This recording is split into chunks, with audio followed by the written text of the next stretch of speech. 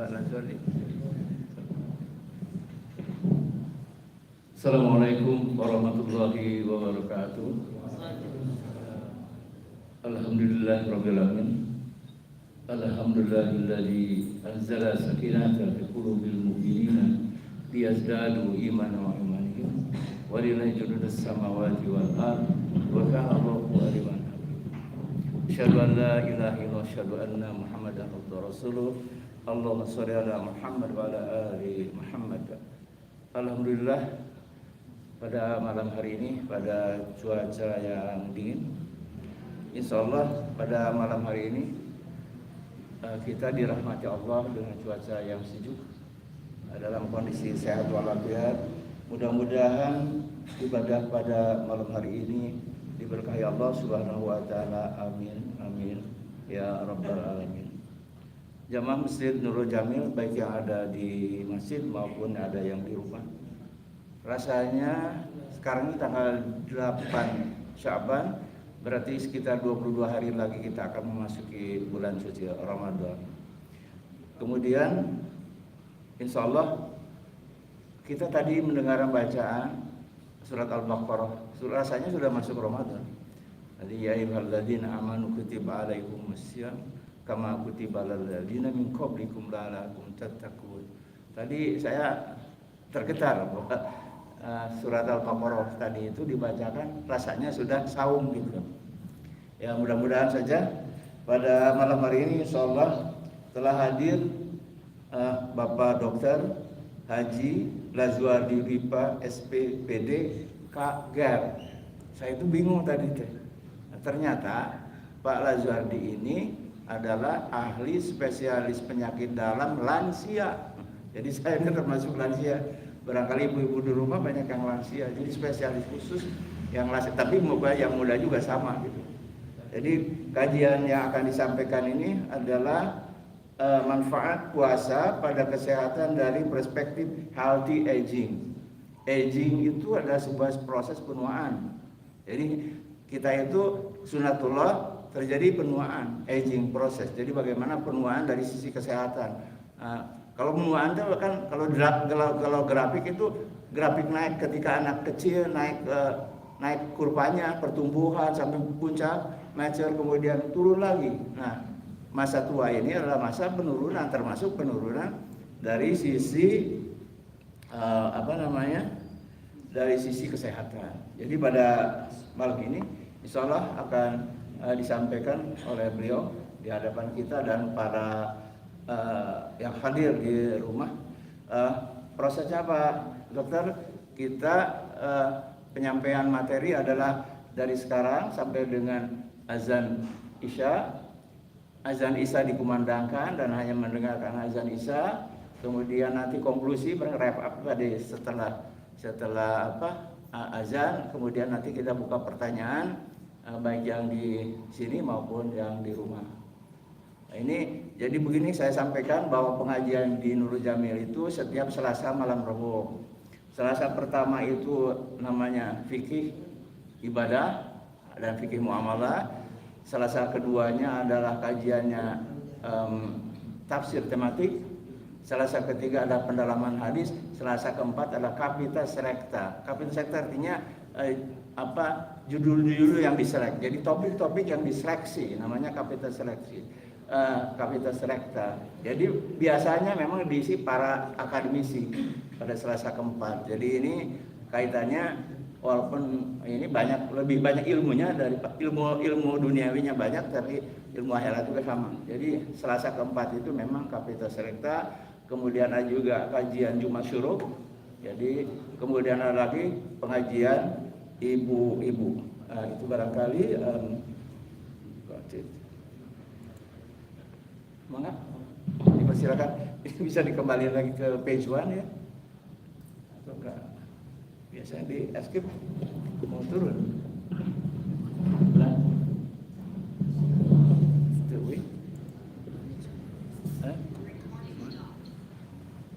mundur. Jadi apa bisa mundur tadi kan mana dimundur kan.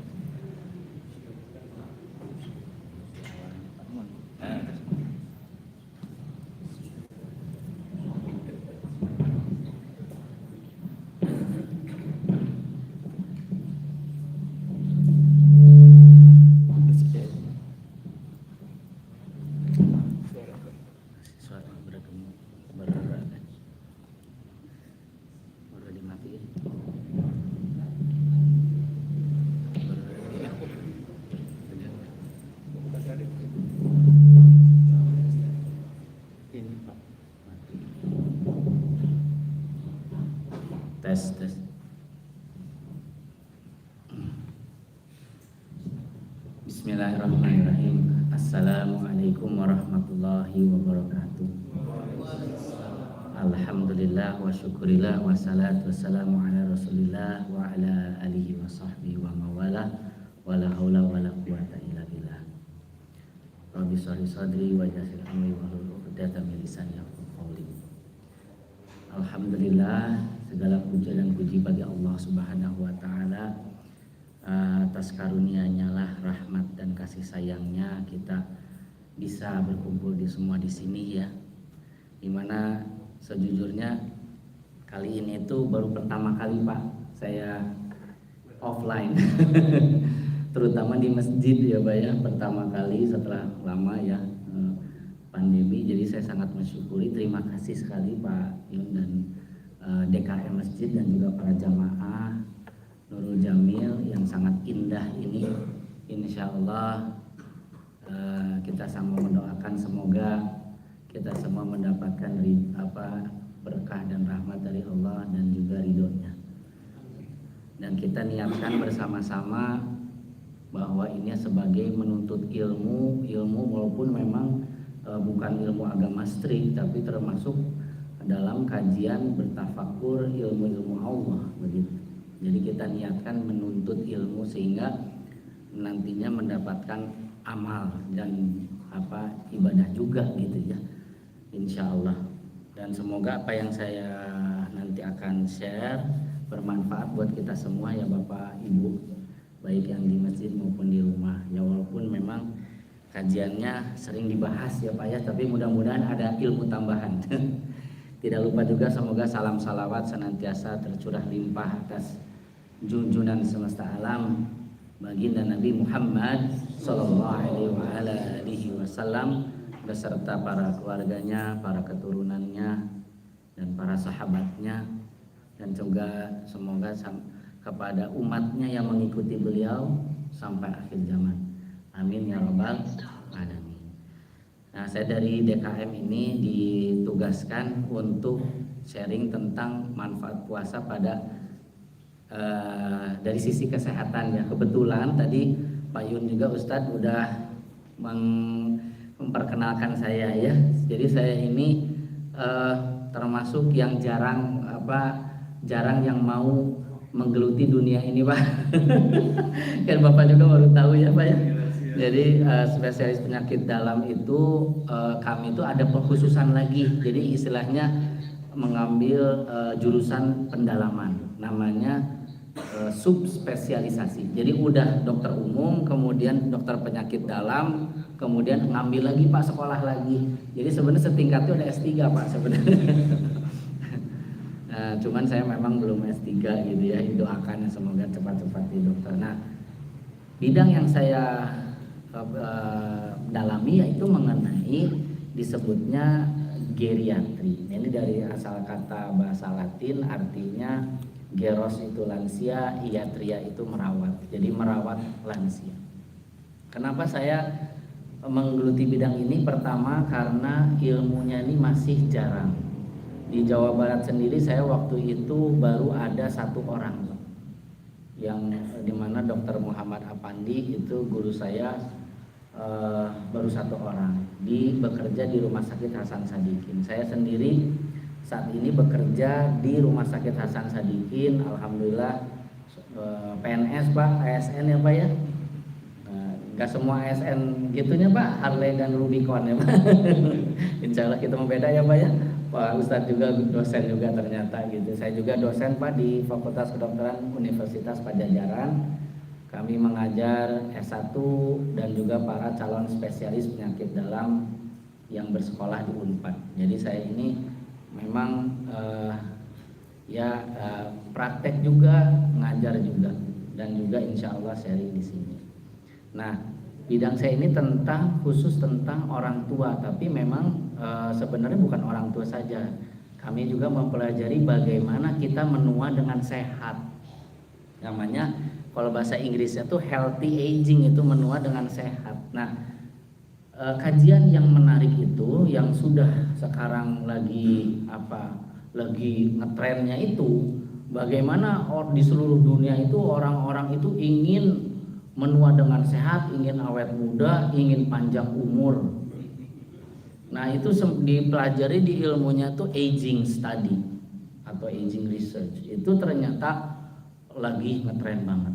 Sekarang aja kalau kita lihat klinik-klinik di mana estetik dan anti aging, ya di mana-mana Pak itu.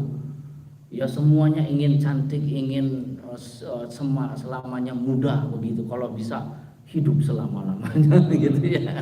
Nah, tapi kita berbeda. Sebagai seorang yang beriman, kita bukan ingin hidup selama-lamanya.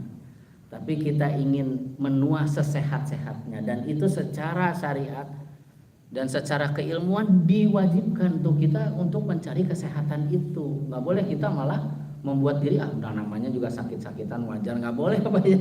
Itu kita harus tetap berusaha, berikhtiar untuk menjadi sehat gitu. Itu wajib tuh. Kalaupun sakit kita harus berikhtiar mencari kesehatan, bisa ke dokter, bisa ke kemana, pokoknya kita harus berusaha. Nah tapi yang paling bagus kan apa Bapak Ibu, jangan menunggu sakit kan, tapi menunggu bagaimana mencegah penyakit justru. Nah maka dari itu ilmu-ilmu ini sangat digemari saat ini. Nah yang terkenal di seluruh dunia saat ini, yang ternyata ilmu basis bukti kedokterannya adalah puasa Pak. Jadi puasa ini ternyata digemari bukan oleh orang Islam sekarang itu, bahkan non Muslim juga sekarang menjalankan puasa. Ya dulu ingat nggak Pak namanya Deddy Kebuzer ya. Deddy Kebuzer sebelum jadi mualaf itu beliau itu menjalankan intermittent fasting, nanti saya bahas ya. Itu adalah puasa. Jadi kalau bahasa Inggrisnya tuh puasa tuh fasting ya, puasa. Makanya ada salah kata bahasa Inggris breakfast. Apa breakfast itu artinya? Sarapan. Jadi breakfast, memecah puasa, membatalkan puasa. Kenapa semalaman itu tidak makan, tidur kitanya kan gitu. Jadi puasa tuh fast. Nah sekarang tuh di seluruh dunia Pak itu pada menjalankan puasa Pak. Jadi makan itu cuma 2 kali sehari. Bahkan ada yang makan sekali sehari. Kenapa begitu? Nanti saya akan share bukti kedokteran yang paling kuat. Ternyata puasa itu sudah terbukti itu memanjangkan usia. Bukan hanya itu, nanti saya share bahkan bisa meremajakan kembali Pak, jadi muda lagi Pak dengan puasa. Padahal ilmu ini sudah kita ketahui dari dulu ya Pak ya. Orang Islam dibilang puasa itu menyehatkan, bukan cuma menyehatkan Pak, memudahkan kembali.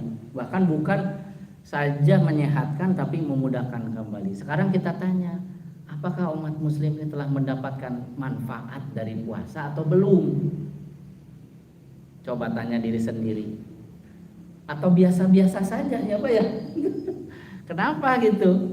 Harusnya kita yang paling sehat ya Pak ya. Apakah umat muslim ini paling sehat? Enggak juga ya Pak ya, gitu kan? Kenapa? Nanti ada ininya, ilmunya. Jadi kita juga mengerti kenapa kok kata Nabi itu SAW kok menyehatkan begitu. Nah ini puasa ini yang dikenal itu ya di dunia itu ada yang, jadi puasa yang sekarang dijalankan itu puasa yang metode pengaturan asupannya membatasi kalori yang masuk pada waktu tertentu. Nah itulah disebut sebagai intermittent fasting. Intermittent itu apa? Berjeda, puasa berjeda. Jadi kayak kita sahur kemudian berbuka maghrib. Nah itulah namanya puasa intermittent. Nah ada yang 16 jam per hari, ada yang bahkan sampai berapa nih Pak? 24 jam ya, luar biasa ya, 24 jam sehari. Ini kok nggak bisa ditutup ya? Ada yang puasa 2 hari per minggu ya, tidak berurutan ya, mungkin kita juga nih ya, namanya puasa Senin Kemis nih Pak ya, atau puasa tengah bulan namanya Yaumil Bid ya, Bid bener Pak, Yaumil Bid ya, hari puasa di tengah-tengah gitu ya. Nah kalorinya ini, kalori itu apa ya? Jadi energi total. Jadi kalau kita makan itu ada hitungan energinya namanya kalori. Nah kalori itu 100% itu dibatasi 25% kebutuhan kalori gitu ya, sampai 0 sampai 25 dikurangi begitu. Nah kemudian ada hari puasa, ada yang tidak puasa. Nah pada saat puasa kalori pasien dibatasi sampai masa berbuka puasa. Ya kalau bagusnya sih tidak makan sama sekali. Tapi ada yang orang puasa bukan karena ibadah ini mah ya, karena kesehatan dia mengurangi tertentu saja gitu ya. Misalnya apa Pak? Yang itu tuh ada yang makan cuman buah saja gitu. Ada apa ya? Atau makan cuman nasi aja tuh apa namanya Pak? Mutih. Itu kayaknya ibadah ya Pak ya, kalau mutih mah ya ibadah orang Jawa mungkin ya, kejawen gitu ya, mutih gitu, makannya putih-putih aja, air putih, nasi putih gitu. Nah tapi kalorinya jadi berkurang kan Pak ya. Nah kemudian hari tidak puasa, pada saat hari biasa pola makan tidak melebihi aturan biasanya ya. Jadi ini memang cara-cara yang kita lakukan gitu ya puasanya. Nah cara kerja puasa, saat memasuki jam puasa tubuh akan mulai membakar cadangan makanan yang ada di dalam tubuh. Nah gini, jadi ketika kita tidak makan Pak, tubuh itu akan mulai mencari, kita kan bergerak terus. Walaupun kita diam Pak, ini diam aja katakan, tiduran aja, tidak bergerak, tetap kita membutuhkan energi, tetap kita membutuhkan tenaga. Apa tenaganya? Yaitu memacu jantung kita.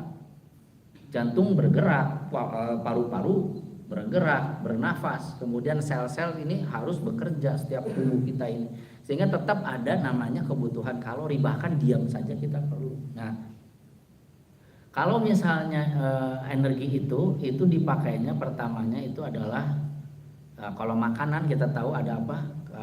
Makanan tuh jenis-jenisnya tuh ada karbohidrat, ada lemak, ada protein ya. Nah yang dipakai untuk energi awalnya tuh apa coba? Karbohidrat tuh garis miring, bahasa kedokteran tuh karbohidrat. Kalau bahasa awamnya tuh apa namanya? Gula ya, namanya gula Pak Bapak Ibu. Namanya gula atau glukosa ya. Nah ini si gula ini yang dipakai sebagai energi untuk kita bisa bernafas gitu. Nah seperti itu.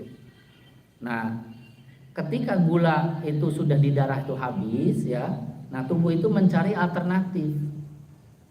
Apa yang dipecah setelah gula habis di darah? Kemudian ada cadangan di otot ya. Nah di otot juga menyimpan gula Pak. Nah gula itu disebutnya glikogen cadangannya. Nah itu dipecah juga. Kalau habis, yang dicari adalah biasanya lemak.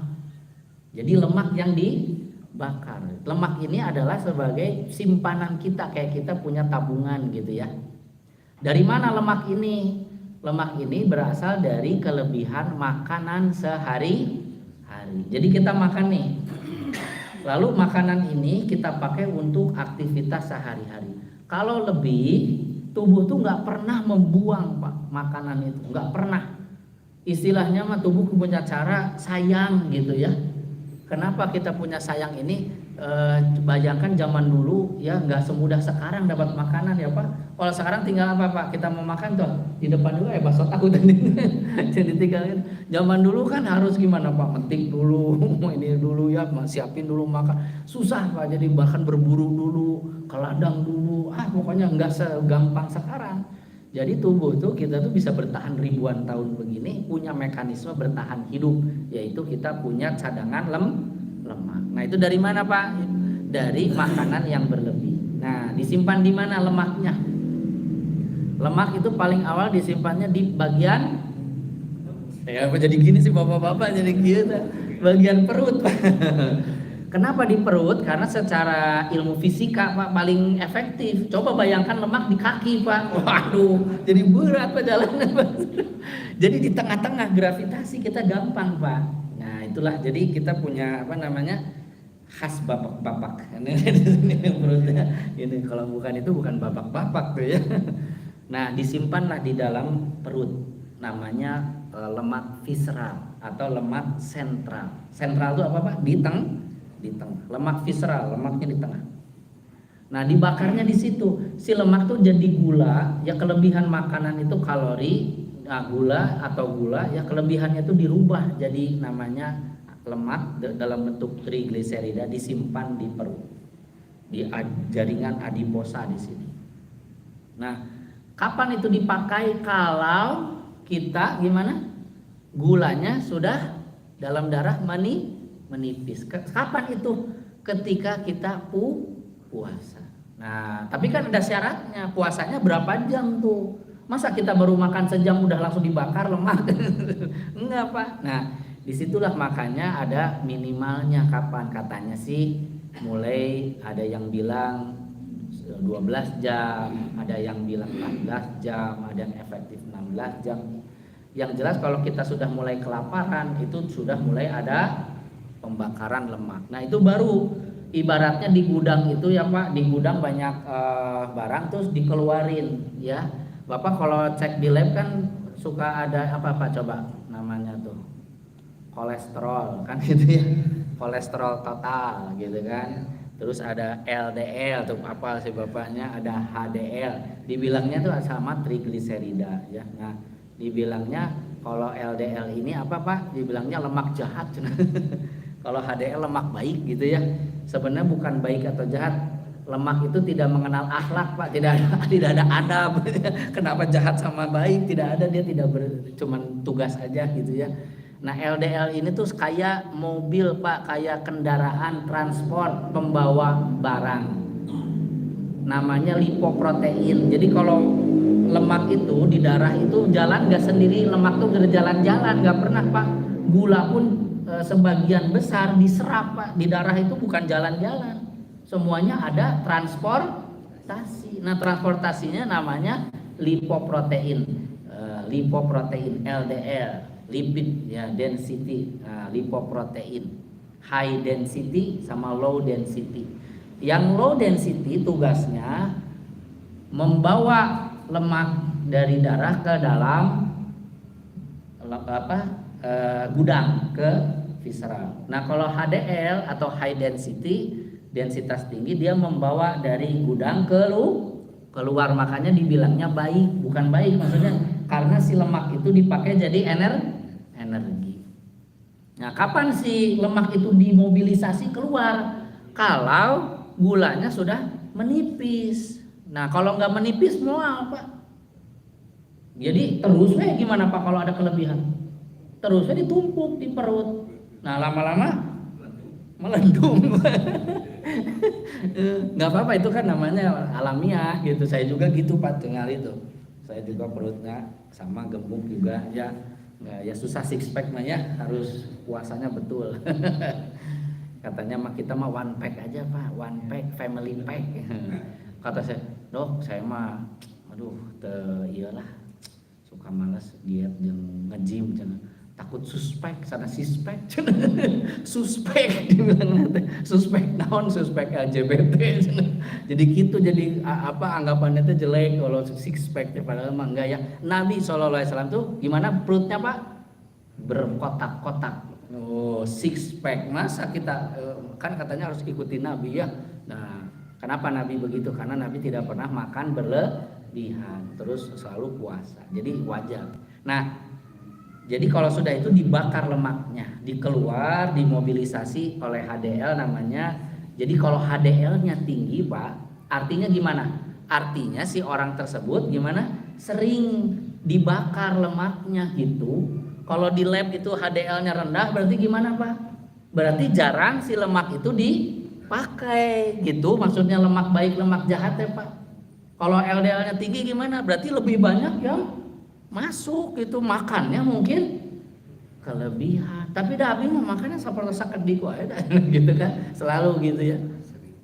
Ya gitu. Ya jadi itu sedikit tentang LDL HDL. Nah, si puasa itu akan membakar lemak, dipakai jadi energi. Tapi harus kitanya puasa dulu. Nah, gitu ya. Nah, yang puasa orang muslim itu dari jam 5 sampai jam 6 itu kira-kira berapa jam tuh Pak ya?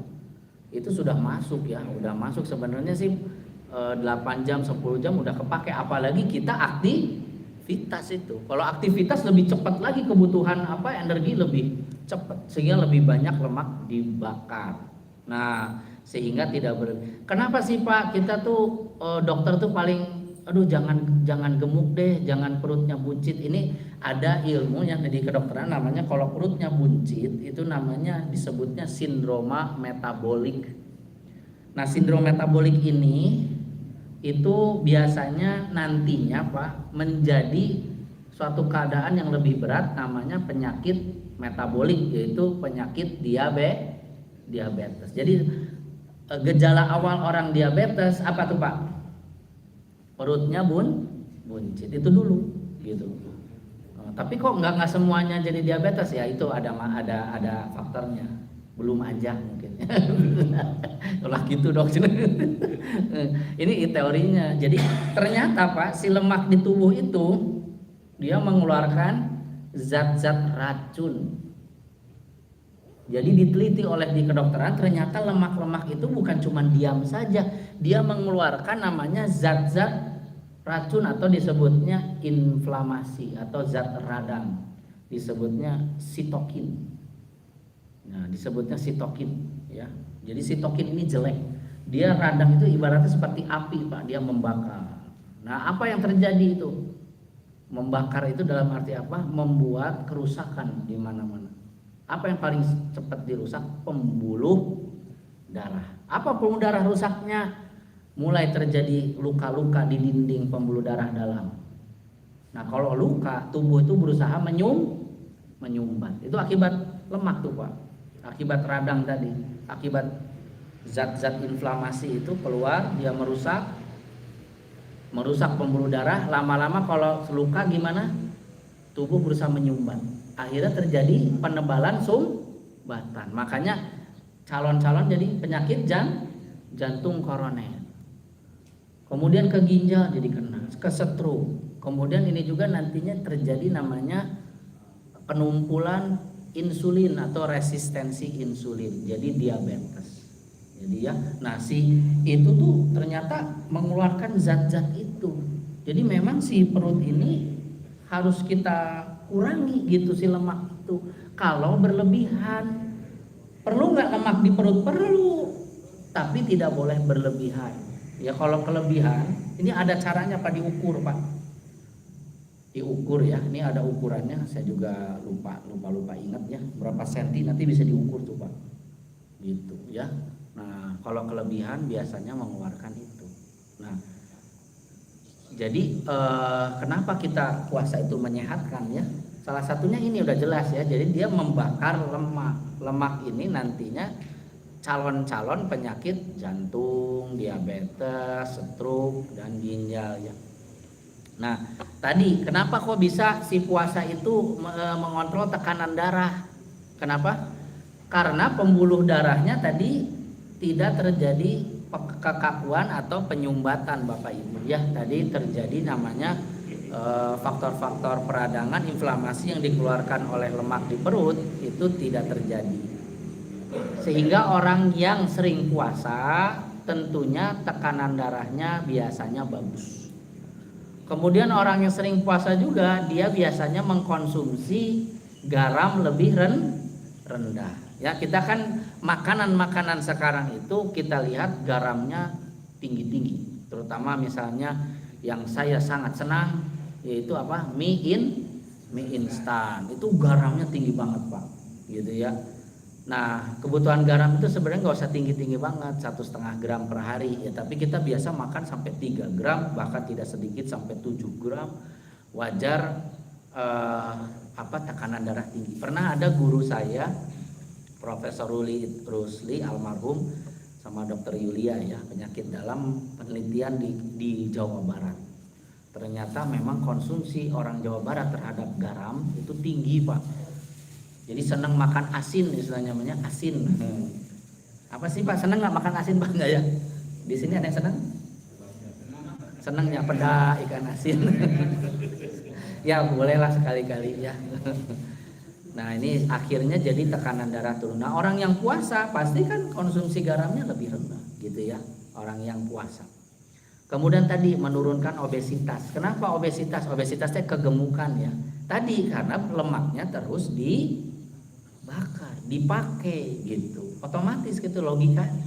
Kemudian kontrol gula darah tadi. Kenapa gulanya bagus gitu? Karena tadi, nah jadi orang diabetes tuh begini. Kenapa sih diabetes? Saya sering edukasi ke pasien. Kalau ada gejala perutnya buncit, sindrom metabolik, itu dicek gula darah di lab ya Pak, namanya gula darah puasa Gula darahnya antara 100 sampai 126. Misalnya 110, ini gejala awal pra-diabetes. Hati-hati Bapak ya, kalau cek gula darah puasa lebih dari 100 sampai 126, bukan diabetes tapi akan jadi diabetes. Ini hati-hati gitu, sudah mau gitu ya.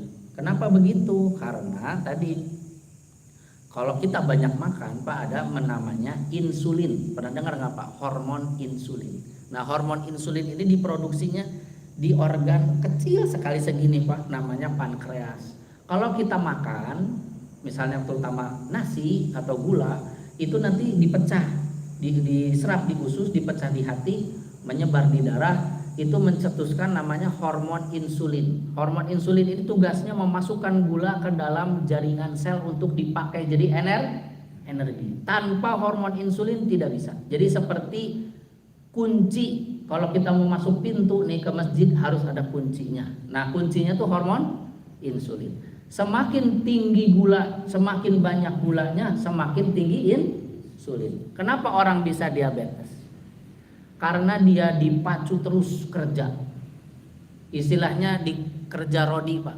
Terus dipaksa untuk produksi insulin. Kenapa? Makan terus, nggak berhenti-berhenti. Baru gini, langsung udah selesai gini, telepon ke teman, kamu di mana? Kurang kumpul yuk, makan-makan gitu. Jadi makan lagi terus ayo syukuran yuk, syukuran makan lagi gitu. Jadi makan terus sudah selesai kan sedih ya, aduh orang bete bete, ada makanan apa? Jadi gitu, jadi makan terus Pak. Nah, akhirnya si tubuh itu terus dipaksa mengeluarkan hormon insulin tanpa ada jeda istirahat Pak. Kira-kira kalau sesuatu dipaksa terus kumaha Pak? Mobil dipaksa jalan terus nggak pernah diistirahat, habis bensin, bener. Terus rusak kan, aus, lama-lama aus. Nah, ini di sini juga namanya ada organ pankreas, itu ada sel beta, ada alfa sama beta. Beta itu mengeluarkan hormon insulin.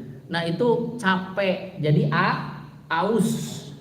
Udah ausnya rusak Pak, nggak bekerja lagi si selnya. Lama-lama rusak 5%, 10%, 20%, lama-lama setengahnya. Semakin banyak yang rusaknya, akhirnya tidak bisa lagi si hormon insulin itu cukup. Sementara makan terus, akhirnya ada gula yang kelebihan di darah. Namanya penyakit diabetes.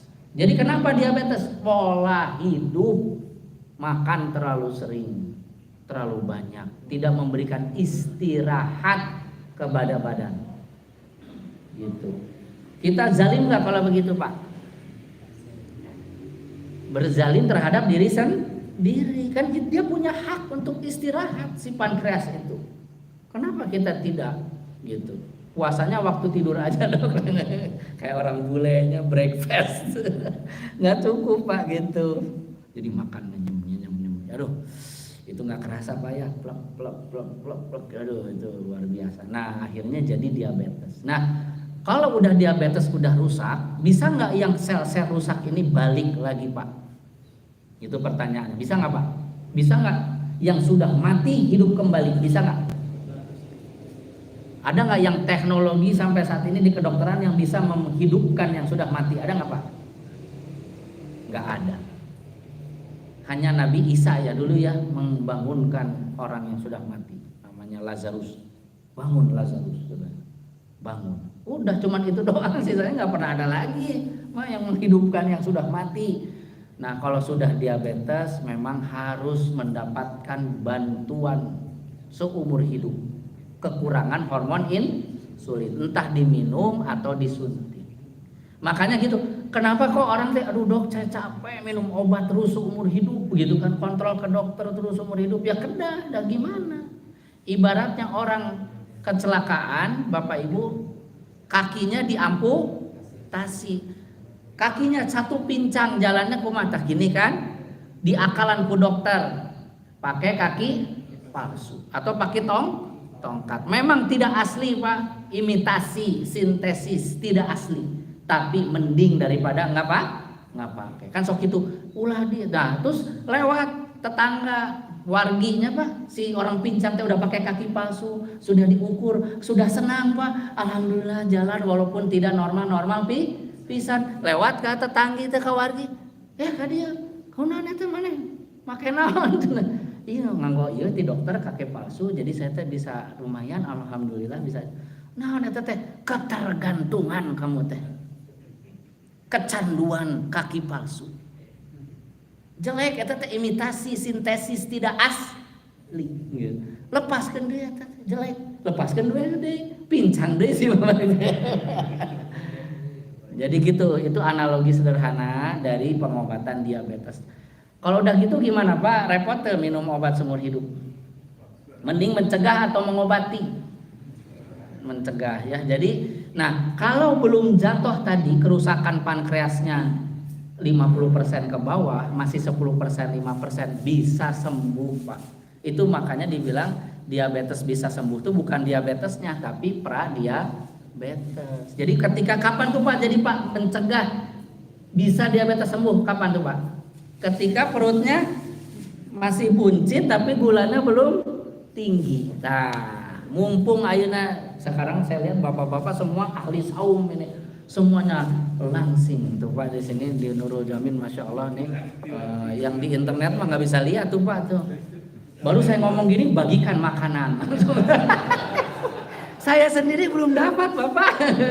Entah tuh ya, Bapak. Ya kita lanjut ya Pak ya. Jadi kemana-mana yang ngomongnya ya. Ya, pokoknya gitu. Nah jadi gimana nih? Nah lansia sehat itu kita semua ingin menua sehat ya. Sehat itu bukan cuman tidak sakit tapi bisa mandiri, aktif, berdaya guna begitu ya. Dan tidak menjadi beban buat orang lain. Itu penting sekali Pak. Nah yang tadi ya geriatri ini ilmu saya itu ya inilah orang tua berusia 60 tahun ke atas memiliki lebih dari satu penyakit. Nah yang saya berusaha cegah tuh ini Pak. Frailty, ini bahasa Inggris namanya tua renta. Apakah seorang tua itu pasti renta? Pertanyaan seperti itu. Benar nggak Pak? Kalau tua pasti renta, benar nggak Pak? Enggak ya, salah ya. Tidak semua orang tua renta. Banyak juga tua sehat. Siapa yang tua sehat? Tuh, contohnya siapa? Kenal nggak Bapak ada tua tapi sehat? Ada nggak? Bugar lagi naik sepeda, gitu lari, ayo tuh. Ada jamaah di sini Prof Iva Akbar tuh lagi nonton. Prof, izin Prof Lupas minta salam ke Prof. Prof Iva tuh umurnya udah berapa masih lari, masih jogging, masya Allah. Jadi jangan mau kalah sama Prof Iva ya. Prof itu contoh yang baik dari healthy aging tuh. Gitu, Prof Iva, Prof Wahyu ya semua jamaah di sini ya. Insya Allah. Semoga beliau-beliau guru-guru kita semua sehat selalu ya, panjangkan usianya ya, amin. Nah jadi ternyata penelitian kami ini di Indonesia kita teliti orang tua renta itu tinggi ya Pak. Di rumah sakit itu yang sehatnya cuma 15%, tapi saya penelitian di Kota Bandung yang rentanya itu sekitar 4%, yang banyaknya prarenta, jadi udah mau renta gitu. Ya, sisanya 60% sehat. Nah, tapi yang sehatnya usia lansia muda. Aturun Pak, tuh Pak. Nah, nggak mungkin saya sambil ngomong sambil ngalung. Itu kan tidak mungkin ya Pak. Jadi lansia sehat tuh biasanya kapan Pak? 60 sampai 70 Pak. Itu namanya lansia muda hitungannya. Lansia beneran 70 sampai 80 ke atas itu namanya lansia banget. Jadi very old. Kalau bahasa Inggris young old, old, very old. Nah, jadi yang very old itu yang tua sekali. Nah, jadi kalau lansia muda di sini ada nggak lansia muda? Coba angkat tangan Pak, lansia muda. Bapak mah 55, ini mah masa lansia? Coba ada lagi nggak? Bapak 60, Bapak 70. Oh 70 mah udah lansia beneran Pak. Tapi teka tinggal Bapak Yun sampai 74 udah lansia beneran. Ya tapi itu cuma usia saja Pak. Nah kalau saya disebutnya lansia muda tuh ABG Pak. anak baru geriatri. Nah, kan sudah tahu kan geriatri ya. Nah jadi artinya rentate masih banyak. Nah pengaruh puasa pada aging, puasa teratur dapat meningkatkan kemampuan rentang usia seseorang. Ini udah mau isya belum Pak? Oh, ada azan dulu. Kita stop dulu atau gimana Pak? Iya, kita stop dulu mendengarkan azan isya ya.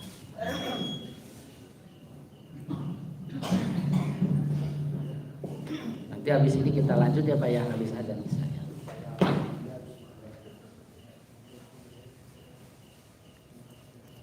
Allahu Akbar, Allahu Akbar. Allahu Akbar,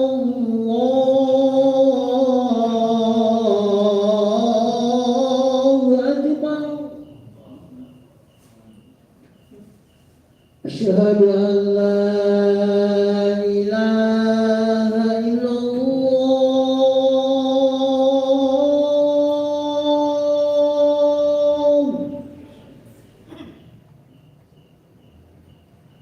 Asyhadu an la ilaha illallah.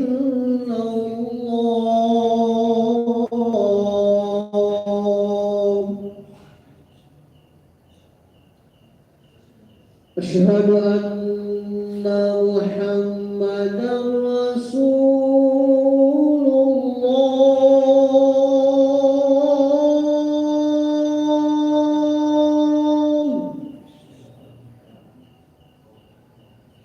Asyhadu anna Muhammadar Rasulullah.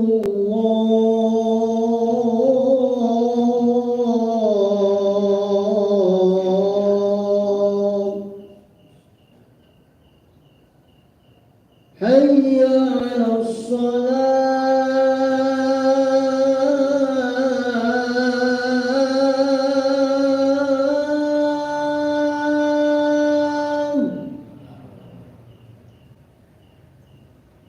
Hayya 'alas salam.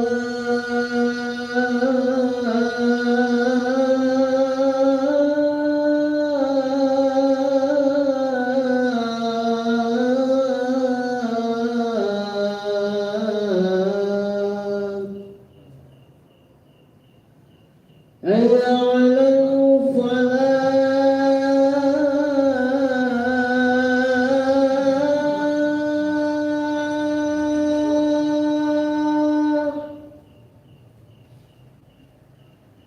Hayya 'alal falah.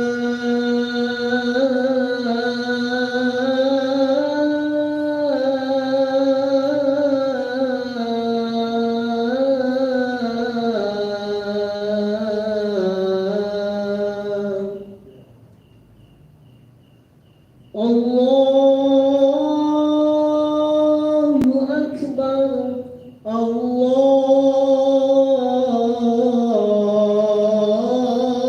Allahu Akbar.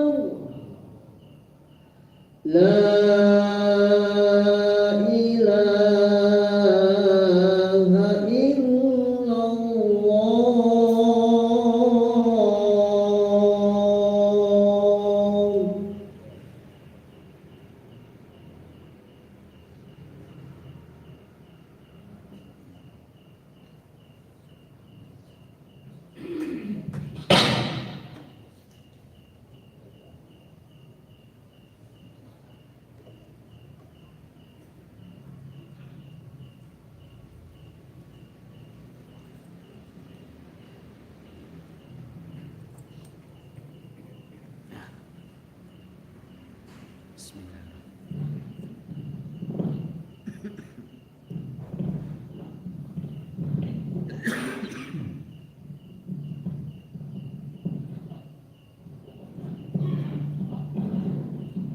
Tes. Kita dengar ya Pak ya.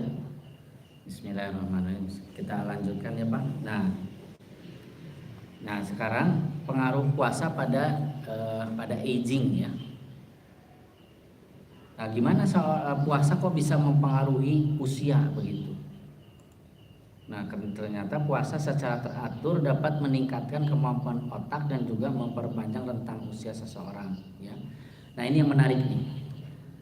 Ternyata penelitian kedokteran itu sudah sampai mempelajari puasa ini ada istilahnya ada gen tuh gini. Jadi kita itu di dalam tubuh kita ini ada terdiri dari triliunan sel, Pak. Ada sel kulit, sel ini bulat-bulat gitu ya. Ada sel otot, selnya bulat-bulat gitu. Ada sel saraf, ada sel tulang, ada sel otak, ada sel jantung, pokoknya triliunan sel. Di setiap sel itu ada inti sel. Ada inti sel, ya saya lihatin gambarnya ya. Nah, di setiap sel ada namanya intinya. Jadi kalau semua tuh kayak gitu. Kalau ada manusia ada intinya. Intinya itu apa? Manusia itu jantung, qalb, jantung, qalb, ya, jantung. Nah, kalau di sel juga sama, ada jantungnya, yaitu inti sel gitu ya. Nah, inti sel nih Pak, dibayangkan di tubuh kita tuh triliunan sel. Semua bekerja masing-masing sesuai fungsinya gitu ya. Nah, di setiap sel ini ada namanya kromosom ya. Nih, nukleus ada kromosom. Kromosom ini bentuknya seperti begini, ini ada jumlahnya 32 pasang. Namanya kromosom. Bentuknya seperti begini ya Pak. Seperti apa nih Pak ya? Saya juga nggak tahu seperti apa ini. Kayak kupu-kupu gitu ada orang bilang ya. Nah, si kromosom ini ada lengan pendek, lengan panjangnya. Di dalam kromosom Pak, itu ada istilahnya kode genetik, disebutnya DNA atau ya DNA nih ya. Nah, di DNA ini tuh ini panjang sekali, katanya bisa sampai berapa meter gitu ya. Panjangnya sampai berapa meter, panjang sekali. Tapi bisa masuk ke dalam sel yang tidak terlihat, luar biasa. Itu makanya kalau kedokteran itu aneh kalau dia tidak mengakui adanya Allah, karena aneh. Gak mungkin kalau kita mempelajari ilmu, kok siapa pencipta ini kan? Ya Pak ya. Orang-orang yang memiliki ilmu itu disebutnya ulil albab. Ulil albab ini dari asal kata lub, Pak. Albabnya lub. Lub itu bahasa Arab, saya juga belajar, itu artinya jantung, hati, Pak. Ternyata hati itu banyak bahasa Arab tuh apa level-levelnya. Dari sodri, apa dada. Kemudian masuk lagi qalb, masuk lagi terakhir lub. Lub itu paling dalam, yang katanya paling mengenal Allah, ma'rifatullah itu di lub. Makanya itu diserap ke dalam bahasa Indonesia, lub itu. Jadi bahasa apa coba, ada yang tahu nggak? Dari lubuk hati yang terdalam. Tuh. Lub itu tuh. Di bahasa katanya ulil albab. Orang-orang yang memiliki kecerdasan akal. Bukan apa hubungannya jantung, hati sama kecerdasan? Kecerdasan spiritual. Kenapa? Logika. Begitu hebat ini alam semesta, si sel ini ada kromosom, pasti ada penciptanya. Nah, dari situlah kita mengakui Allah itu. Namanya ulil albab. Ada di ayat itu ya Pak. Alladzina yazkurunallaha qiyaman wa qu'udan wa ala junubihim wa yatafakkaruna fi khalqis samawati wal ard. Ya kan kayak gitu ya kalau nggak salah ya Pak ya. Nah, ya orang-orang itu ulil albab. Orang-orang yang senantiasa ingat kepada Allah ketika dia berdiri, dia duduk, dia berbaring, senantiasa bertafakur atas penciptaan langit dan bumi, bergantinya siang dan malam, belajar sel ini Pak, dan seraya dia mengucapkan Rabbana ma khalaqta hadza batilan subhanaka faqina adzabannar. Rabbana, Tuhan kami, ma khalaqta hadza, tidaklah engkau sia-sia menciptakan ini semua. Gitu. Pasti ada maksudnya engkau menciptakan ini semua, gitu kan? Maksudnya kenapa masa main-main begini menciptakan begini? Jadi dan tidak sia-sia engkau, maha suci engkau, dan peliharalah kami dari api neraka. Gitu ya. Jadi kalau kita mencipta gini, tafakur ini, Rabbana ma khalaqta hadza batilan subhanaka faqina adzabannar. Nah, di kromosom ini Pak ada namanya genetik gene disebutnya. Ini yang mengkode semua yang ada di dalam tubuh, yang menampil nih. Kenapa muka saya bisa begini? Kenapa mata saya ada dua? Kenapa warnanya hitam? Kenapa yang satu sipit, yang satu terbuka? Kenapa ada tai lalatnya? Semua itu dikoding dalam DNA ini. Luar biasa gitu. Nah, manusia itu Pak di kedokteran memetakan ini. Gen-gen ini fungsinya untuk apa nih? Yang ini untuk memproduksi hormon insulin gitu Pak. Itu gennya dari sini ke sini gitu Pak. Diteliti Pak. Pemetaan itu sudah hampir selesai, dipeta pakai komputer Pak. Wah. Nah, ternyata ketemu disebut ada gen-gen yang berhubungan dengan usia panjang. Namanya longevity genes. Ini sudah ditemukan Pak di kedokteran Pak. Ada gen-gen yang panjang usia. Jadi kalau misalnya gen itu aktif, itu usia panjang tuh Pak. Udah sampai begitu. Artinya apa? Manusia tuh sudah pengen hidup selama. Kenapa manusia ingin hidup selama-lamanya? Saya tuh pelajar juga ya, karena saya belajar ilmu geriatri, tapi saya juga orang Islam. Nah, ternyata kalau kita buka kisah Adam Hawa bersama iblis, Adam itu jatuh kepada godaan bukan karena versi maaf ya kayak Kristen kan, karena Hawanya gitu nyalahkeunna ke perempuan, bukan. Tapi Nabi Adam sendiri terpengaruhi bisikan iblis itu apa Pak? Ada yang ingat nggak Pak? Coba. Kenapa iblis akhirnya mau mendekati pohon itu? Kenapa tuh Pak? Apa yang dikatakan iblis? Katanya mau nggak kamu bisa hidup selama-lamanya. Jadi keinginan hidup selama-lamanya itu adalah memang obsesi manusia. Bahkan bapak kita Nabi Adam pun ingin hidup selama-lamanya. Pertanyaannya, beliau itu kan sudah hidupnya kan di surga ya. Kok tidak? Memang bukan, karena memang beliau akan dikirim ke bumi, akan mati dengan menua. Kata Nabi Adam, saya pengennya di sini kayak malaikat, menyembah Allah selama-lamanya. Kenapa saya nggak bisa seperti? Bisa, kata iblis. Cuman harus deketin itu sajarah, itu pohon sajarah disebutnya. Bukan buah juga di Al-Quran itu sajarah. Sajarah itu sejarah di bahasa Indonesia kan. Artinya apa? Pohon itu dekati gitu. Jadi keinginan kita hidup selama-lamanya itu memang terobsesi, terprint dalam diri kita. Tapi kata Allah bukan gitu. Hidup selama-lamanya itu nanti di surga setelah mati. Jadi kita harus mati dulu. Nah, kenapa saya singgung ini? Saya sebagai seorang ilmuwan kedokteran, tapi juga seorang agama Islam. Kita harus bisa membedakan ilmu itu, jangan bablas. Kita bukan untuk hidup selama-lamanya. Tapi kalau orang yang tidak mengenal agama, inginnya gimana Pak? Hidup selama-lamanya. Jadi ini bisa diutak-atik nih Pak. Udah sampai seperti itu.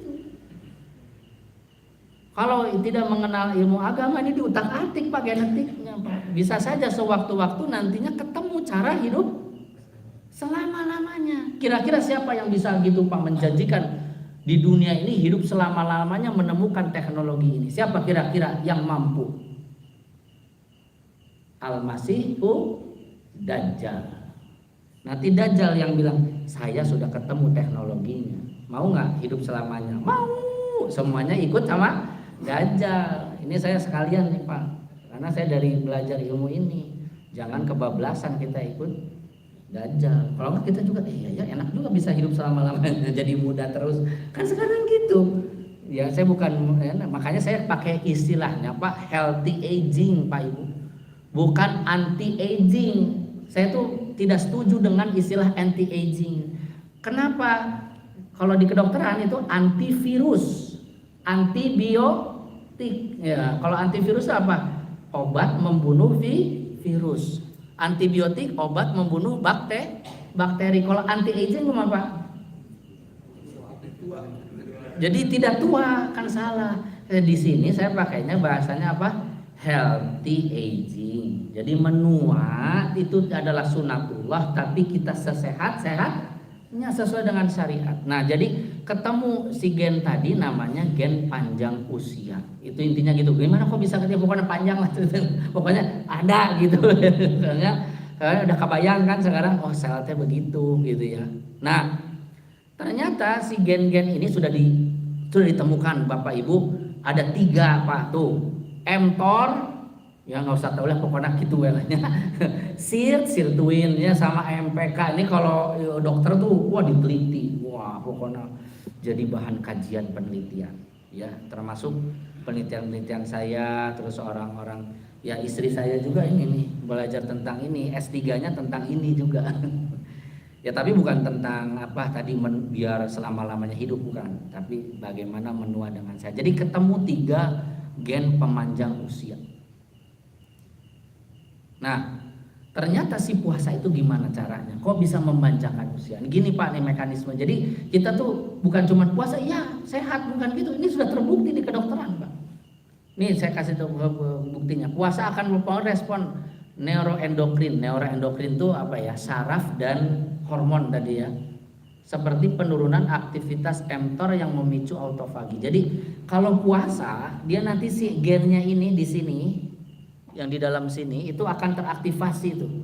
Sirtuin, mTOR dan MPK dia akan mengaktifasi suatu proses namanya autofagi. Ini sekarang belajar juga. Apa autofagi? Autofagi itu merupakan suatu proses daur ulang sel yang sudah mengalami kerusakan. Jadi gini Pak, si sel-sel yang di tubuh kita ini triliunan itu akan sehat terus apa rusak Pak? Pasti ada yang rusaknya ya Pak ya. Nah, yang rusaknya ini harus ada mekanisme namanya di-recycle, didaur ulang. Jadi dibawa ke tempat sampah didaur ulang, dipakai lagi jadi sesuatu yang manfaat. Nah, tubuh kita punya mekanisme itu, Pak. Dan itu teraktivasi hanya melalui 1-2 proses saja. Prosesnya itu autofaginya itu hanya aktif ternyata di kedokteran diteliti kalau dalam keadaan puasa. Jadi kalau misalnya tubuh kita ini banyak yang rusak, ya rusak ini namanya sel-sel tua ya Pak ya. Sel-sel tua ini misalnya tidak bisa bekerja dengan baik. Nah, gimana caranya? Biar dia jadi bekerja baik lagi harus melalui suatu proses daur ulang. Nah, ini namanya autofagi ya. Nah, autofagi ini jadi yang sel ada namanya gini Pak, anehnya tuh. Si sel yang rusak ini belum tentu semuanya tuh didaur ulang. Ada yang menjadi selnya antara mati dan tidak, disebutnya sel tua atau disebutnya sel zombie Pak. Ini bukan main Pak, zombie. Si Bapak tahu zombie itu apa kalau zombie teh? Zombie teh hidup tidak, mati tidak. Nah, gitu. Tapi ada Pak, dan dia mengganggu nggak zombie Pak? Ganggunya apa? Makanin, gigitin orang, terus jadi gimana yang udah digigitnya Pak? Jadi zombie lagi.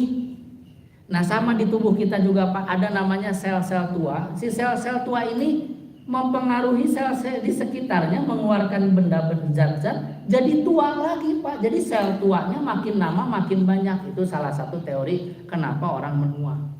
Caranya gimana biar muda lagi? Si sel zombie ini harus diapain Pak? Si zombie ini kumaha Pak? Harus diapain? Kalau di film Pak, ya ditembak kepalanya Pak, ditubuh. Nah, sama si sel ini harus melalui proses kematian, namanya apoptosis sel. Setelah mati kemudian dia proses didaur ulang. Itu tidak bisa terjadi kecuali puasa. Ini rahasianya Pak. Jadi artinya apa? Kalau kita mau muda lagi gimana Pak? Mau tubuh kita jadi muda lagi, uban jadi hitam lagi, bisa nggak tuh kira-kira? Ya nggak se-ekstrim itu ya Pak ya. Minimal kita jadi tuanya lama Pak. Si sel-sel tuanya sedikit, gimana caranya? Puasa. Biar gimana si sel-sel yang udah rusak ini didaur ulang lagi, jadi remaja kembali. Jadi sekarang ngerti ya Pak ya, kenapa kok puasa bisa jadi gini? Ini panjang ceritanya, tapi mudah-mudahan paham ya. Jadi ini rahasianya seperti itu. Nah, ini panjang ya, kita lewat aja. Ini jadi ada di otot Pak. Jadi ototnya gimana? Otot ini penting ya Pak, bisa untuk kita bisa jalan, bisa bangun, bisa aktivitas. Kalau tanpa otot nggak bisa bekerja. Jantung, otak semuanya Pak itu lewat puasa akan menjadi sehat kembali. Ya ini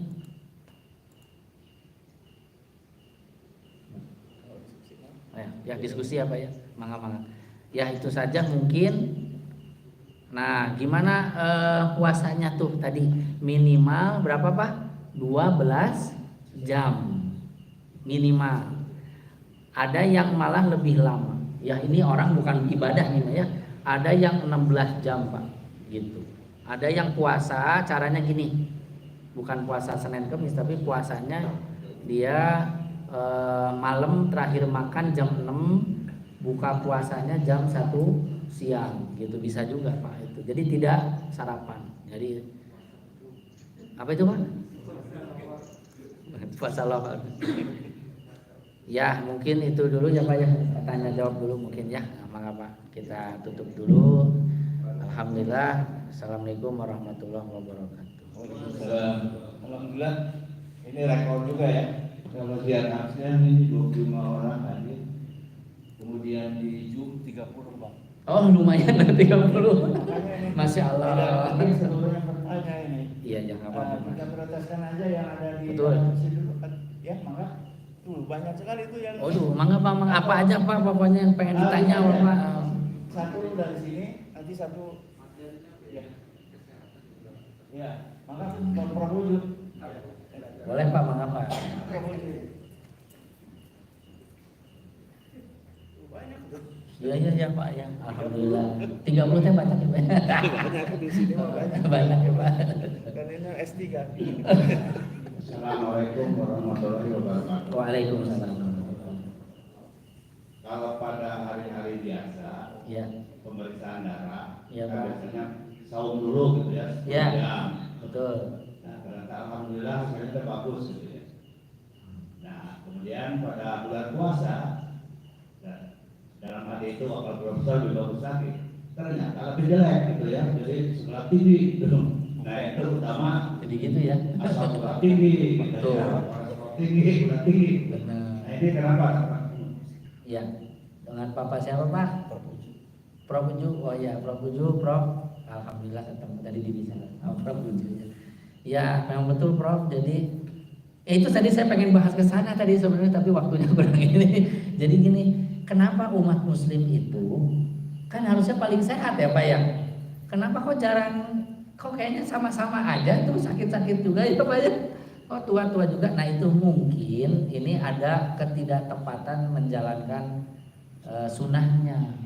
Jadi tadi kapan autofagi itu bekerja minimal 12 jam berpuasa, terus dia pokoknya minimal gula.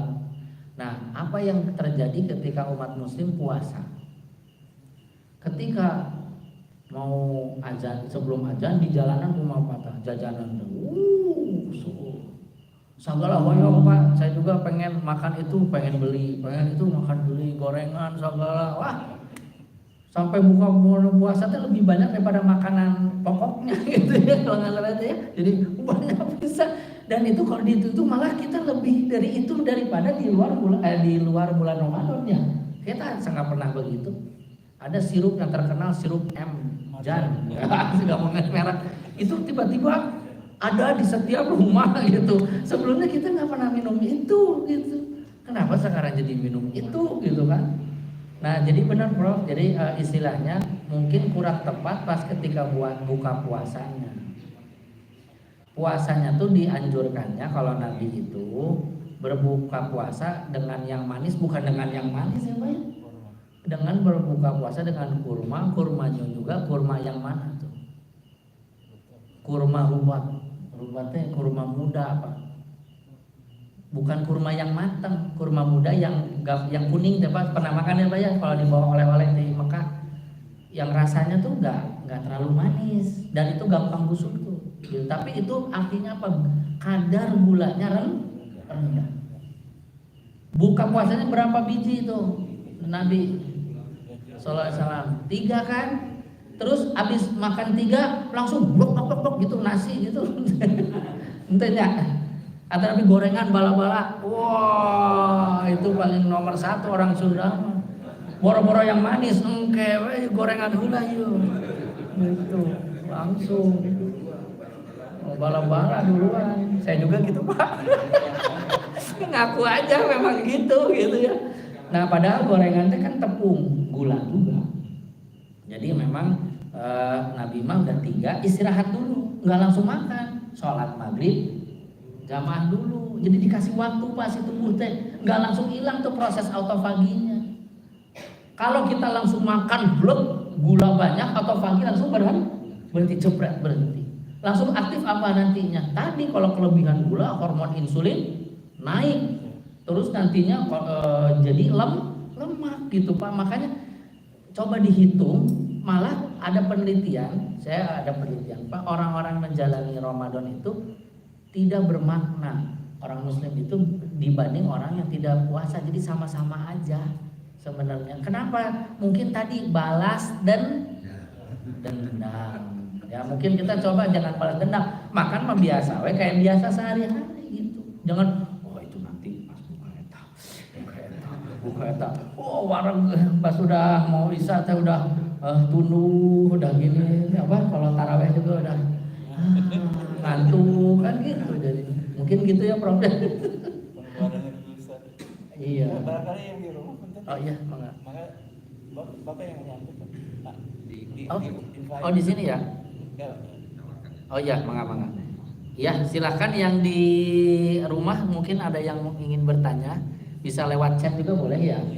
Bisa lewat chat atau bisa juga diketik gitu ya. Mangga, ada yang ingin bertanya? Kalau belum ada mungkin di sini lagi, Pak.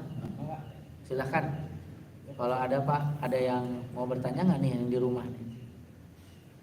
Ade, Ibu Lani, Bu Heni, Dokter Kiki juga ikutan. Tapi ngoperasi kan? Ngambil operasi. Lagi bedah. Iya, mangga nih. Assalamualaikum warahmatullahi wabarakatuh. Waalaikumsalam. Mengenai sahur itu kan Rasulullah menyebutkan sum tasihu, berpuasalah kamu niscaya kamu akan sehat. Nah ini yang saya pertanyakan tentang gerakan usus dan kelenjarnya dalam menerima makanan. Iya. Kan kadang-kadang akhirnya suka berbeda. Perbedaannya itu bagi yang sahur teratur bahkan tidak menimbulkan apa-apa, bahkan penyakit pun bisa sembuh. Betul. Tapi bagi yang menahan lapar kok bisa jadi penyakit. Nah, itu bagaimana? Bener Pak ya. Ya ini sering ditanyakan Pak, nggak apa-apa Pak. Apa siapa? Pak Dudung, ya betul Pak Ustadz Dudung. Jadi pasien-pasien juga banyak yang sakit mah kan Pak ya.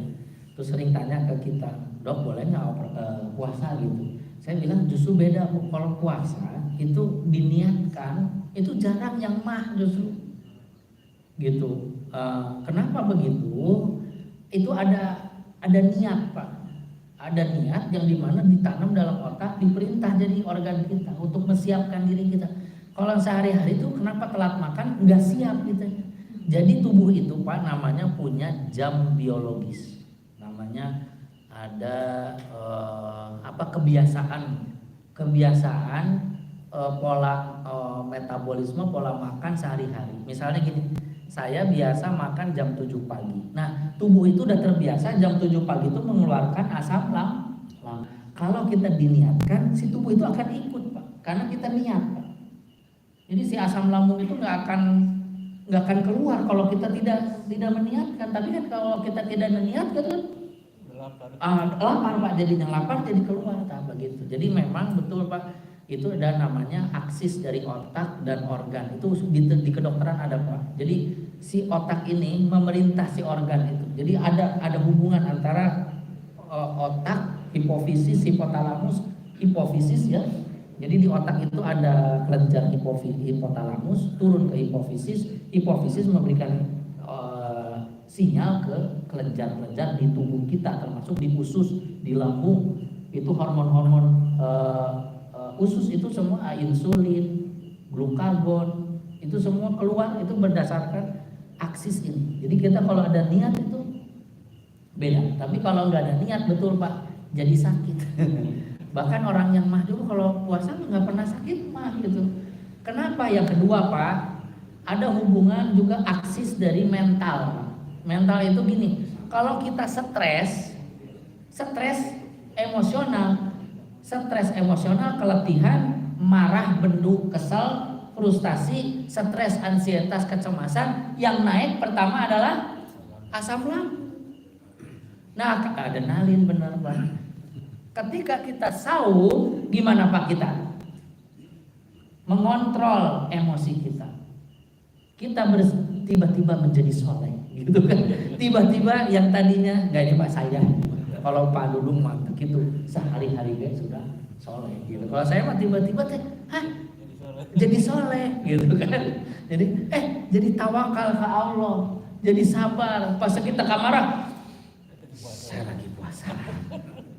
Pas cemas, mana gitu? Kan kada percaya tuh sama Allah kan. Nah, jadi terkontrol emosinya, tidak naik turun gitu. Jadi itu ada hubungan juga Pak. Jadi memang betul Pak. Jadi hubungan jiwa, otak dengan organ ini tuh berat sekali. Makanya beruntunglah gitu ya orang-orang Muslim yang sering menjalankan ibadah saum. Ya itu mungkin Pak.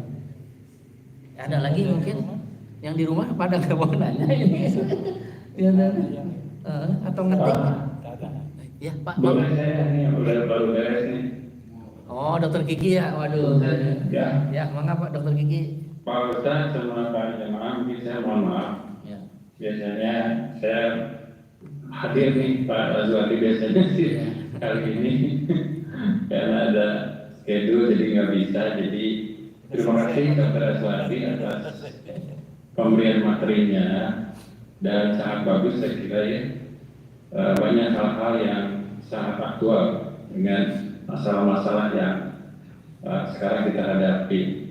Nah, saya mau tanya nih Dr. Azwati ya, berapa hal tadi menarik juga, mungkin bisa dijelaskan lagi antara bedanya tidur dengan puasa sama puasa ibadah ya, karena kan kalau di bulan Ramadan katanya kan kita dijaga ya, di samping niatnya dan juga saya merasakan sudah hidup udah puluhan tahun ya, hampir 60 juga nih. Kalau sahur di bulan Ramadan lebih mudah gitu dibandingkan sahur sunat. Mungkin ada tips-tipsnya. Karena banyak juga sekarang yang orang yang berhasil dengan puasa Daud ya, bagus tuh katanya. Jadi nggak masalah gitu. Tapi saya masih susah tuh kalau puasa sunat tuh dibandingkan dengan puasa sahur di bulan Ramadan. Gitu. Nah, selain ada efek kejiwaan rohani dan ya jaminan dari Allah, katanya setan itu nanti Pak Ustadz bisa jelaskan, katanya setan itu dibelenggu tuh. Kalau saya sih merasakan betul dalam segala hal. Kawan nafsu itu kayak gampang dikendalikan, tapi kalau udah saum sunnah itu lebih sulit gitu. Nah, mungkin ada tips-tipsnya ya. Itu pertanyaan kedua dan terakhir. Nah, kalau di saya itu penyakit bedah misalnya, itu kan stres itu jadi salah satu faktor pemicu jaras hipofise dan neuroendokrin lah ya, neuroendokrin. Nah, sebetulnya apa bedanya antara respon neuroendokrin pada saum dengan kalau ada stres fisik atau tadi stres psikis ya? Dua-duanya kan menghasilkan hormon-hormon stres gitu ya, ACTH, kortisol, adrenalin, growth hormone gitu. Nah, kalau pada saum apa bedanya gitu? Apakah ini diagnosis stres fisiologis sehingga responnya beda gitu? Nah, ini dari sisi kedokteran. Mungkin itulah yang saya masih penasaran. Mungkin Dr. Azwati bisa yang menjelaskan. Nah, teman saya udah mau masuk geriatrik. ABG ya dong. Silakan dong. Ya, alhamdulillah itu pertanyaan dosen susah dijawab.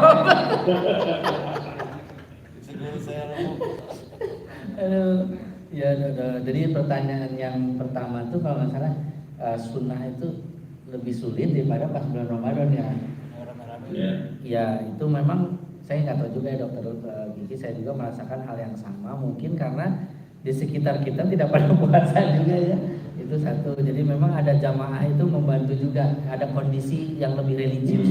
Kita melihat ke TV sedang ceramah tentang ini, ada ini. Jadi kegiatan juga di Ramadan tuh penuh dengan kegiatan amal ibadah. Kita malamnya taraweh, besoknya baca Quran, baca ini. Jadi memang kita lebih tersuasana dan disiplin itu lebih memang terbentuk gitu, karena memang kondusif gitu ya. Memang kenapa sih kita nggak kayak gitu juga di luar Ramadan? Nah itu sebenarnya kan Ramadan itu cita-citanya adalah kita melanjutkan proses seperti itu di luar Ramadan kan, tapi memang kenyataannya kita tuh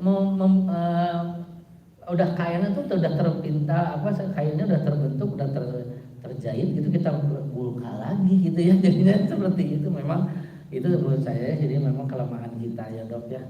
Mungkin secara kedokterannya sih tidak terlalu ini jelas juga kenapa, cuman memang menurut saya sih setuju dokter gigi. Jadi kayak mungkin karena situasinya mendukung. Terus yang kedua iklan kuliner ya, iklan kuliner katanya gemuk itu sehat katanya. Gemuk itu bahagia, sorry. Oh iya. Restoran itu. Ya memang ada gemuk itu bahagia gitu. Memang kayak gitu sih. Kultur di Cina juga kan, Chinese juga dewa-dewanya tuh gendut-gendut ya Pak, gini buru-buru terus ya orang-orang Chinese ya. Memang orang Cina enggak. Hah? Orang Cina sekarang enggak. Oh enggak gemuk-gemuk ya, malah sekarang enggak. Tapi dewanya dong yang gemuk. Ya memang ya karena kalau kita makan tuh yang penting saya senang kita yang bahagia ya. Bahagia penting, senang penting, tapi juga menurut saya seimbang juga. Apakah kita juga gemuk itu sehat ya? Enggak. Tadi calon-calon diabetes, calon-calon tekanan darah tinggi. Tinggi lah berat badan kan ada rasio. Ada rasionya, namanya indeks massa tubuh. Tinggi berat badan dibagi tinggi badan dalam meter kuadrat ya. Normalnya itu 18 sampai kalau nggak salah itu 23 ya, 23,5. Kalau Asia itu 23,5. Obesitas itu 30. Jadi gitu cara ngitungnya, berat badan dalam kilogram per meter kuadrat. Cuman kalau di lansia Pak khusus ini nggak bisa hanya indeks massa tubuh. Ada perubahan komposisi tubuh, ototnya menurun, lemaknya naik Pak. Jadi bisa saja berat badannya ideal, tapi sebenarnya sudah gendut Pak. Gitu, itu khusus di lansia namanya sarkopenia. Tapi kalau orang yang biasa berat badan 18 sampai 23,5 itu masih normal. Tapi kalau kelebihan hati-hati. Apalagi udah 30 lebih ini sudah obesitas. Nah ini yang namanya pradiabetes. Nah yang kedua tadi pertanyaan tentang aksis tadi yang hipofisis, hipotalamus dan endokrin, neuroendokrin. Aksis tadi itu memang betul. Jadi kalau kita memang stres itu kita aktif kortisol, ACTH, adrenalin naik. Ini merespon namanya fight and flight response. Ini ahlinya dokter Kiki karena bapaknya kan ahli faal ya orang itu. Jadi namanya fight and flight response. Jadi fight and flight itu gini, lari apa kita gelut gitu. Itu kapan? Itu memang ada untuk pertahanan survival kita. Kita dari dulu kan ada binatang buas, ada harimau, ada serigala, ada binatang buas. Kita berantem atau kita lari gitu. Ini memicu suatu proses dari otak ke organ namanya kortisol, adrenalin. Itu naik. Nadi naik, kita bisa cepat lari, ujung-ujung dikejar anjing kan suka langsung lari, lompat langsung kan. Nah itu namanya flight and fight response. Tapi flight and fight response ini hanya berlangsung bisa beberapa menit atau paling maksimal 10 menit. Kalau lebih rusak badan gitu. Nah apa yang terjadi di kehidupan modern? Di kehidupan modern ada nggak binatang buas Pak sekarang? Harimau, macan, maung, serigala di urang, ayeuna ular berbisa ujung-ujung, gitu kayak di India. Enggak ya, jarangnya Pak ya, ada buaya gitu lagi ya. Kita tidak ada. Tapi kenapa kita stres Pak? Kenapa? Bukan. Jadi harimaunya berubah, singanya berubah, ularnya berubah jadi apa? masalah rumah tangga, masalah anak, masalah perekonomian, duit, duit, gitu. Masalah utang, masalah pekerjaan, masalah deadline, masalah sekolah, berubah si harimau itu, dan harimaunya tidak mengenal waktu, pagi, siang, malam, terus merongrong kita setiap saat. Jadi adrenalinnya gimana Pak? Naik terus, kortisolnya naik terus, denyut jantung naik terus. Akhirnya kita nggak lama, usia berapa sudah sakit jantung, sudah stroke. Nah salah satunya tadi yang dokter Kiki bilang, pas kita puasa kita belajar bagaimana kita hidup bahagia dalam arti sebenarnya, bukan lari ke dalam makan sebagai pelarian, tapi makan adalah untuk hanya sekedar melanjutkan asal bisa aktivitas kan gitu ya. Kalau Nabi itu makan seperlunya untuk apa ya? Untuk sekedar aktivitas gitu kalau bisa gitu. Jadi memang kita makan untuk rekreasi, makan untuk senang-senang, akhirnya jadi penyakit. Nah jadi kelebihan itu. Jadi memang betul si puasa ini kita jadi belajar bagaimana kita mengontrol emosi kita bagaimana flight and fight response, ada jadinya stres, astagfirullah, kata bapak tuh belajar istighfar. Jadi memang saya diajarkan gitu ya, teori mah gampang, tapi pas pelaksanaan susah. Astagfirullah agar marah. Padahal astagfirullah. Nah itu tuh memang praktek ya, jangan hanya di teori saja. Saya juga susah lah pokoknya kalau di luar puasa. Itu mungkin dokter Kiki mohon maaf ya, kalau ada kekurangan. Ya, sama-sama. Satu pertanyaan dari rumah masih ada? Ada lagi nggak ya? Dari Ini nggak ada yang ngetik juga ya Pak. Ya, di sini ada lagi yang bertanya? Cukup ya. Memang jam 8 biasanya. Iya, sudah. alhamdulillah. Akhirnya. Pas sudah 8. Iya, mengaman. Barangkali itu ya. Ya, alhamdulillah kita tutup Pak.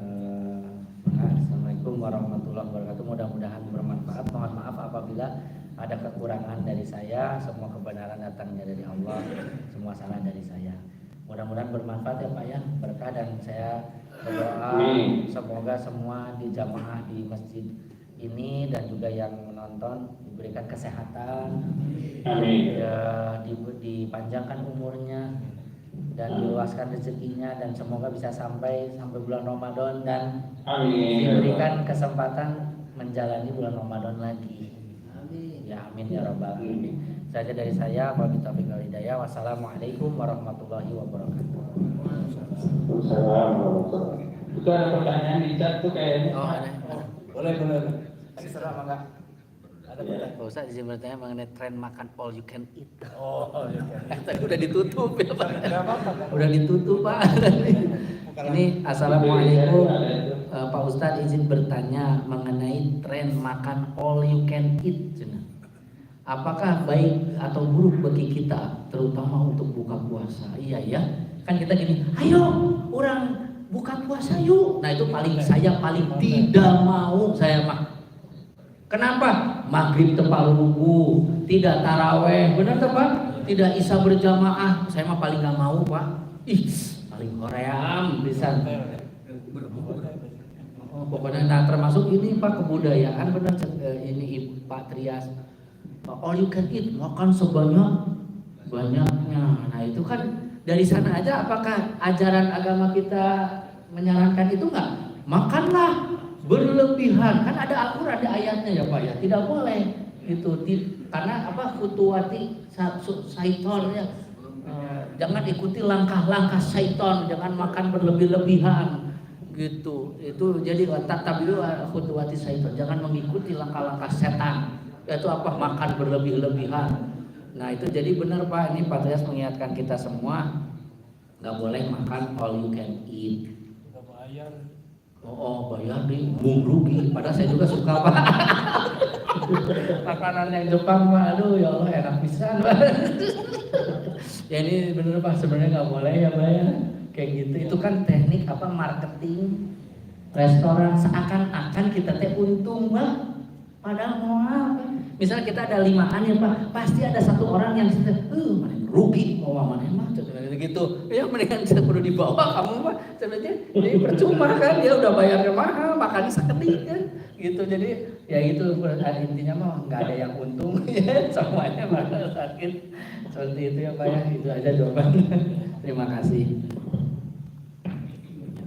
Jadi ini memang budaya biasanya. Saya juga termasuk suka diundang sama anak itu di hotel gitu kan, jadi buffet jadi sampai seru. Itu memang sholat maghrib ya zamannya zaman situ aja gitu. Teparuhnya Pak. Ya, itu. Ya barangkali saum ini membatasi kita untuk, bukan membatasi, karena Nabi sendiri kan berhenti sebelum kenyang gitu kan, makan ketika lapar. Jadi memang konsepnya begitu, tidak berlebih-lebihan. Ya mudah-mudahan. Tapi kadang-kadang memang gembiranya orang saum itu ketika berpuasa, apalagi makanan banyak. Soalnya kalau di masjid sekarang ini konsepnya yang tadinya apa kue-kue menjadi makan sekarang, insya Allah. Jadi tapi korma tadi, konsep bukanya kita akan memberikan korma saja sama air putih lah. Jangan kalau gitu, kalau soft drink pakai yang kopi-kopi lagi, gula lagi. Jadi gula dan garam barangkali. Terima kasih Pak Dokter. Jadi mudah-mudahan kita bisa memanfaatkan ilmu ini. Mudah-mudahan kita bisa memasuki bulan Ramadan dalam keadaan sehat walafiat. Ya. Kita bebas dari pandemi. Mudah-mudahan ibadah kita diterima Allah Subhanahu wa taala. Amin.